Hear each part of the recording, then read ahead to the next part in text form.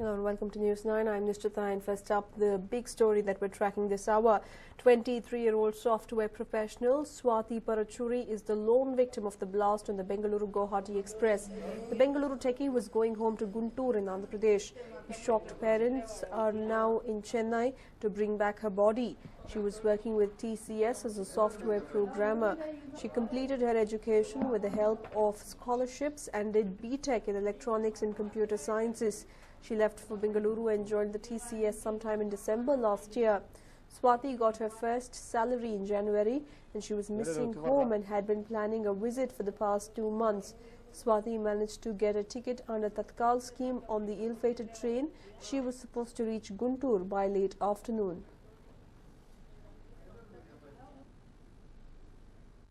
బెంగళూరు వాళ్ళే కేరళ నుంచి వాళ్ళే తీసుకొచ్చి అక్కడ అప్పచెప్పారు స్టూడెంట్స్ అందరినీ.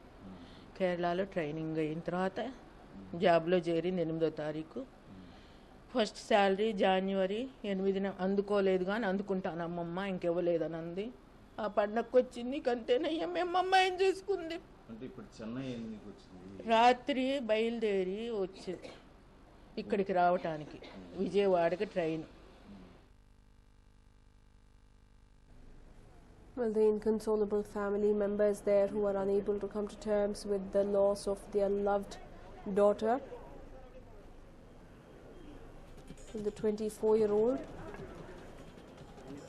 had come to Bengaluru only in December to take up her job in TCS. Swati was going home to Guntur in Andhra Pradesh and her shocked parents have already left for Chennai to bring back her body. It is said that Swati had called Rajalakshmi last evening before she boarded the train. She was working with TCS as a software programmer. It is said that she was a very bright girl and very good at her studies and was very meticulous. She had completed her education with the help of scholarships and did BTech in electronics and computer sciences. Her family have also expressed helplessness, saying that Swati was their only hope as they all hail from a middle-class family. And this sudden and tragic death of their daughter has come as a rude shock to them. It is said that Swati had big dreams and wanted to make it big in her life. She got her first salary in January and that she was on cloud 9 but had been missing home, and that's the reason why she had planned a trip home. It is said that she managed to get a ticket through Tatkal scheme on the ill-fated train and she was supposed to reach Guntur by late afternoon. The entire family was gearing up for her visit after several months and had made several preparations. But what happened is beyond their imagination, as they have lost their precious daughter. The explosives had been placed right below where the techie had been seated, and that's the reason why she lost her life immediately. Meanwhile, a suspect was nabbed from the station itself. He had been hiding inside the train, and that's how the police officials managed to nab him. 2 of the suspects have been taken into custody. One of the suspects happens to be trapped from inside the train, whereas another suspect was taken into custody even as he was about to board an airplane to Assam.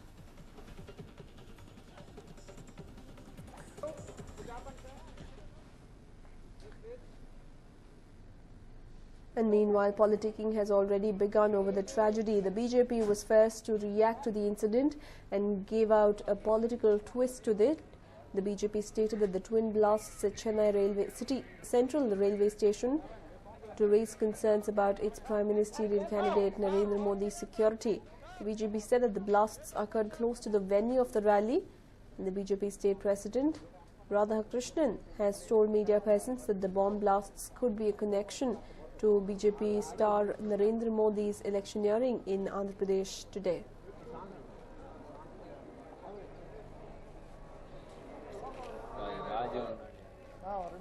There seems to be a connect drawn between the Chennai blasts and Narendra Modi, even as Narendra Modi is campaigning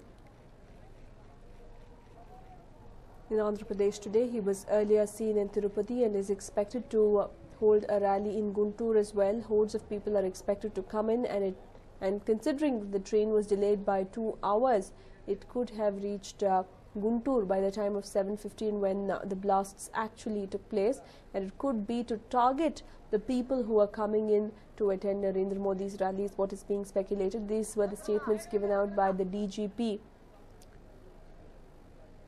who is looking into the matter. The BJP too was quick to react and said that this was an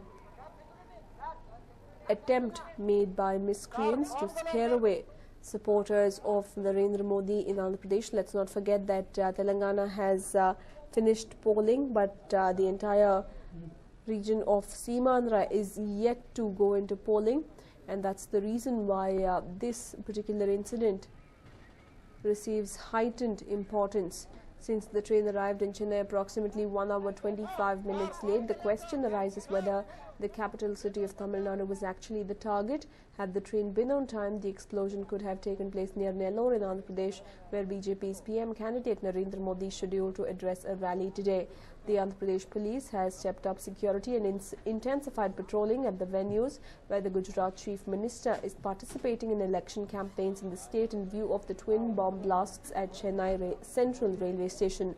Modi is scheduled to address a series of public meetings at Madanapalli, Nellore, Guntur, Bhimavaram and Vishakhapatnam in Seemandhra region, along with Telugu Desam Party President N. Chandrababu Naidu and Jansena Party Chief Pawan Kalyan.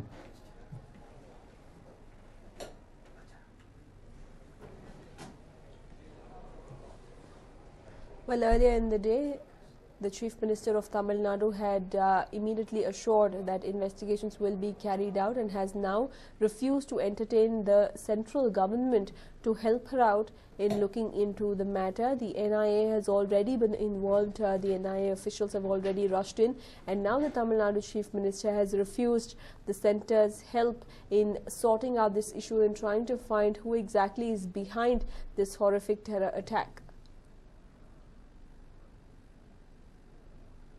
Well, earlier in the day, we also saw a war of words brewing between the EIA, DMK and the DMK over the Chennai blasts.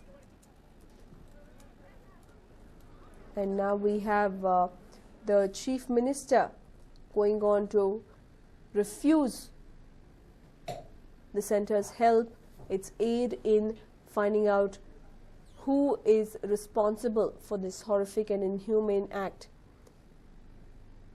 The DMK had gone on to state that the Chennai blasts were preventive, could have been prevented, but it is that AIA DMK had not taken the law and order situation in the state seriously.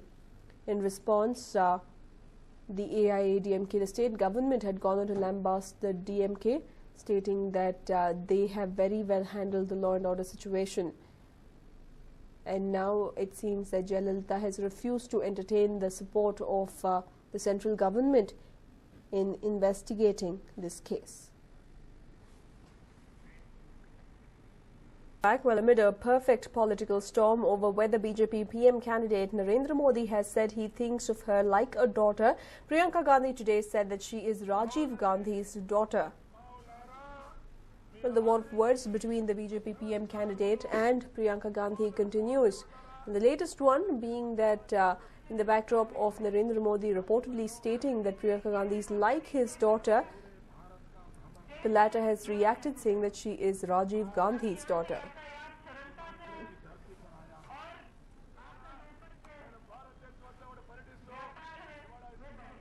My colleague Nolan joins us with more details on this. Well, Nolan, tell us what exactly is this new war of words all about? Well, it's pretty interesting. Now, we must remember that Narendra Modi had actually given an interview to Doordarshan. Now, Doordarshan had actually censured this particular part. They had not allowed it to go on air when Narendra Modi was heard saying that he does not think of her as an opponent, rather he thinks of her as a daughter. And he also goes on to state that in Indian culture that we do not attack daughters, so on and so forth. And basically, that's what he went on to state. Now, when this was brought up, before Priyanka Gandhi actually went on with this, Chidambaram was heard stating that, well, it's nice that he said it, but it doesn't look like Priyanka Gandhi will accept what he stated. And furthermore, this has created havoc now with she's actually coming out very strongly, stating that I am not anyone's daughter. I am the daughter of Rajiv Gandhi. That's right, and we are seeing this as just a part of the new war of words that we have seen brew between Narendra Modi and Priyanka Gandhi. Priyanka Gandhi, in the last several days, has taken Narendra Modi head-on that we have not seen coming to light from anyone in the Congress.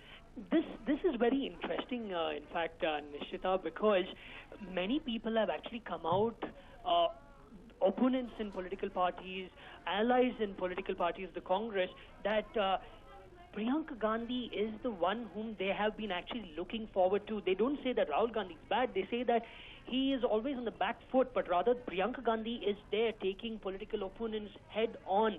And many of them have become very vocal about this.